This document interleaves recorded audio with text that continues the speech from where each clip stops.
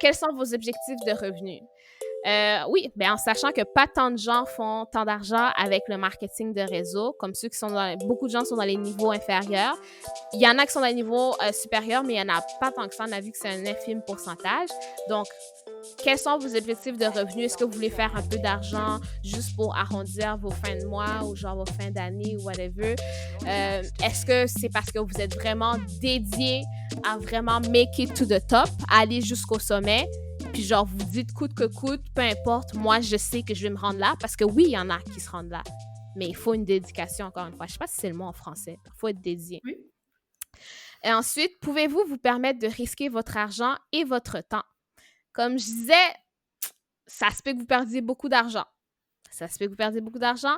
Est-ce que c'est un risque que vous êtes prêt à vendre? Puis ça, c'est comme dans tout business, comme on a dit, comme dans tous les business, il y a des risques de perdre de l'argent. Dans certaines plus que d'autres, puis on s'entend que les risques de perdre d'argent dans les marketing de réseau est moins élevé que dans certaines business. Il y a des business, tu perds des 10 000, tu perds des 20 000 quand tu ouvres un restaurant, quand tu ouvres dans l'immobilier. C'est pas des petites sommes, là. Marketing de réseau, au moins, ça se peut que ce soit moins que 1000, genre, tu sais, on va se dire, là, tu sais. Mais, tu sais, comme je disais, si vous avez des enfants à nourrir puis que vous devez hésiter entre nourrir vos enfants puis partir en marketing de réseau, non. On s'entend qu'il faut voir ses priorités. Puis votre temps, ça prend du temps. C'est sûr qu'eux, ils vont vous dire « Ah, mais... » Ça, c'est dans les trucs, là, des phrases clés. « Ah, mais si, tu sais, t'as juste besoin de te mettre 30 minutes par jour, c'est tout. » Tu sais, ça demande pas tant de temps. Genre, tu sais, tu peux même mettre 30 minutes 3 fois par semaine, genre, tu sais, tout. Tu sais, c'est à vous de voir aussi le temps que vous voulez mettre dessus. C'est sûr que si vous mettez 30 minutes par semaine ou 3 fois par semaine, comparé à 1 heure à tous les jours, ça va avancer. Votre business va avancer à un rythme différent aussi. Donc, c'est à considérer. Et c'est ça, tout business contient un risque financier. Ça, c'était rajouté. Et la prochaine section maintenant.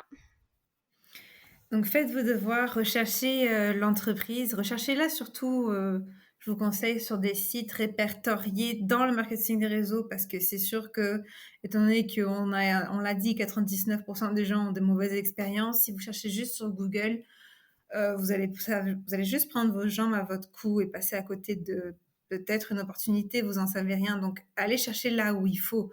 Après, si vous mettez arnaque, n'importe quoi, c'est sûr que vous aurez la réponse. Non, mais c'est vrai.